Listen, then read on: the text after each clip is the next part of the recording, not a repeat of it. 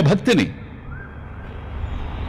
మానవాళికి పంచేటువంటి ఉత్కృష్టమైనటువంటి గ్రంథాన్ని రచించకపోవడమే నీ ఆవేదనకు కారణమేమోనని నేను అనుకుంటూ ఉన్నా. కమ్మని అదొక్కటి రాయమంటే భాగవతం రాశాడు.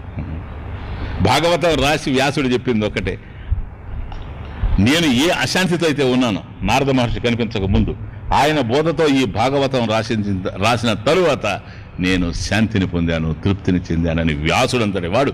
అటువంటి వ్యాసుడికి స్ఫూర్తి ప్రదాత నారద మహర్షి. ధ్రువుణ్ణి మధువనానికి పంపించిన వాడు నారదుడు. ఓం నమో భగవతే వాసుదేవాయ.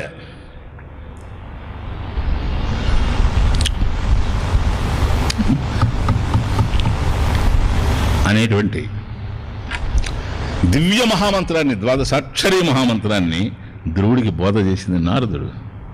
ప్రహ్లాదుడికి స్ఫూర్తి ప్రదాత నారదుడు. నారదుడు లేనటువంటి గ్రంథాన్ని మనం ఊహించలేం.